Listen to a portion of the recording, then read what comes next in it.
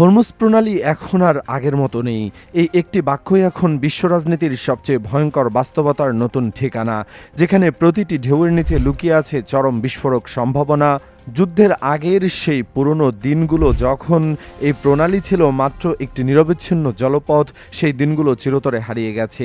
Swiss resort বার্গ স্টকে অত্যন্ত বিলাসবহুল এবং শান্ত পরিবেশে বসে ইরানের পার্লামেন্ট স্পিকার মোহাম্মদ বাঘের গালিভাভ যখন এক চরম তাৎপর্যপূর্ণ বার্তা দিলেন, তখন সারা বিশ্বে যেন এক নতুন কম্পন অনুভূত হলো।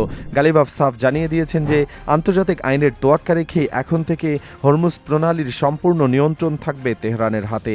যুদ্ধের দামামা হয়তো কিছুটা স্তিমিত হয়েছে, কিন্তু এই ঘোষণার প্রভাব পড়েছে ভূরাজনীতির এমন এক গভীর খাঁজে, যেখান থেকে ফিরে আসার আর কোনো পথ খোলা নেই।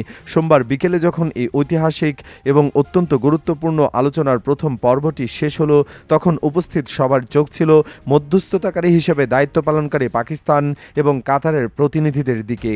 তারা বাহ্যিকভাবে এবং আনুষ্ঠানিকভাবে এই আলোচনাকে ইতিবাচক এবং গঠনমূলক বলে অভিহিত করল। বন্ধ দরজায় পর্দার আড়ালে ঘটে যাওয়া নাটকীয়তা ছিল অনেক বেশি উত্তপ্ত এবং উদ্বেগজনক। ঠিক এই মুহূর্তে গালিভাভের সেই ভিডিও বার্তা সেই উত্তাপকে যেন আরও বহুগুণ বাড়িয়ে দিল। তিনি কেবল এই প্রণালীর নিয়ন্ত্রণ নিয়ে কথা বলেননি, বরং লেবাননের চলমান পরিস্থিতি, তেলের উপর থেকে আরোপিত নিষেধাজ্ঞা প্রত্যাহার এবং বিদেশি ব্যাংকে আটকে থাকা বিশাল অঙ্কের অর্থের ছাড়ের বিষয়টিকেও এই সফল আলোচনার একটি অবিচ্ছেদ্য অংশ হিসেবে তুলে ধরেছেন। সুইজারল্যান্ডের লেক স্পিচ সামিটে যখন যুক্তরাষ্ট্র এবং ইরানের মধ্যে ভার্চুয়ালি শান্তি চুক্তি স্বাক্ষর হয়েছিল, তখন থেকে মধ্যপ্রাচ্যের আকাশে কিছুটা আশার আলো দেখা যাচ্ছিল, যা সাধারণ মানুষের মনে নতুন স্বপ্ন জাগিয়েছিল। কিন্তু বার্গ স্ট্রোকের আলোচনায় সেই আশা যেন একটি বাস্তব রূপরেখা পেতে শুরু করেছে। উভয় পক্ষে রাজি হয়েছে এমন এক যোগাযোগ ব্যবস্থা গড়ে তুলতে, যা ভবিষ্যতে হরমুজ প্রণালীতে কোনো অনাকাঙ্ক্ষিত সংঘর্ষ বা ভুল বোঝাবুঝি রোধ করবে। বিশ্লেষকরা মনে করছেন এটি কেবল একটি সাধারণ কৌশলগত সিদ্ধান্ত নয়, বরং দীর্ঘ রক্তক্ষয়ী সংঘাতের পর এক সম্পূর্ণ নতুন কূটনীতিক চাল। আন্তর্জাতিক বিশ্লেষকদের মতে, ইরান যে দৃঢ়তার সঙ্গে প্রণালীর উপর নিজেদের আধিপত্যের কথা ঘোষণা করেছে, তা ওয়াশিংটনের জন্য একটি বড় এবং অপ্রত্যাশিত চ্যালেঞ্জ হয়ে দাঁড়িয়েছে। একদিকে যুক্তরাষ্ট্র চাইছে মধ্যপ্রাচ্যের পরিস্থিতি স্থিতিশীল রাখতে, অন্যদিকে তেহরান নিজের জাতীয় স্বার্থ এবং সার্বভৌমত্বের প্রশ্নে বিন্দুমাত্র আপোষ করতে নারাজ। এই দুই মেরুর মাঝখানে দাঁড়িয়ে থাকা মধ্যস্থতাকারীরা এখন চেষ্টা করছেন আগামী 60 দিনের মধ্যে একটি চূড়ান্ত রোডম্যাপ তৈরি করতে। এই রোডম্যাপটা যদি সফলভাবে বাস্তবায়িত হয়, তবে তা স্থায়ী শান্তির পথ প্রশস্ত করবে বলে আশা করা হচ্ছে। তবে আলোচনার টেবিলে যেটুকু অগ্রগতি হয়েছে, সেটিকে গালিভাভ কেবল একটি শুরু বলেই মনে করছেন। তার ভাষায় এটি দীর্ঘ যাত্রার প্রথম ধাপ এবং সামনের দিনগুলোতে এই প্রচেষ্টাকে আরও বেগবান করতে হবে। অন্যদিকে লেবাননের পরিস্থিতি সামাল দেওয়ার জন্য যে ডিকনফ্লিকশন সেল বা সংঘর্ষ এড়ানোর বিশেষ কোষ গঠনের সিদ্ধান্ত হয়েছে, তা বর্তমান অস্থির সময়ে একটি অত্যন্ত গুরুত্বপূর্ণ পদক্ষেপ হিসেবে বিবেচিত হচ্ছে। কিন্তু কূটনৈতিক আলোচনার টেবিলে যে আশাবাদের ছবি দেখা যায়, বাস্তব পরিস্থিতিতে অনেক ক্ষেত্রে তার চেয়ে বেশি জটিল। একদিকে যুদ্ধবিরতি, শান্তি উদ্যোগ এবং মধ্যস্থতাকারীদের কূটনৈতিক প্রচেষ্টা, অন্যদিকে মাঠ পর্যায়ে অব্যাহত নিরাপত্তা উদ্বেগ, সামরিক প্রস্তুতি এবং পারস্পরিক অবিশ্বাস। ফলে পরিস্থিতি এখন এমন এক পর্যায়ে দাঁড়িয়েছে, যেখানে রাজনৈতিক বক্তব্য এবং বাস্তবতার মধ্যে একটি স্পষ্ট ব্যবধান লক্ষ্য করা যাচ্ছে। আঞ্চলিক নিরাপত্তা বিশ্লেষকদের মতে, মধ্যপ্রাচ্যের সংঘাতগুলোর অন্যতম বড় বৈশিষ্ট্য হল যুদ্ধক্ষেত্রে উত্তেজনা কমে এলেও রাজনৈতিক ও কৌশলগত প্রতিদ্বন্দ্বিতা সহজে শেষ হয় না। বিভিন্ন পক্ষ নিজেদের নিরাপত্তা, সীমান্ত নিয়ন্ত্রণ এবং কৌশলগত স্বার্থের প্রশ্নে আপোষ করতে অনিচ্ছুক থাকে। ফলে শান্তি আলোচনার অগ্রগতি প্রায় বাস্তব পরিস্থিতির সঙ্গে তাল মিলিয়ে এগোতে পারে না।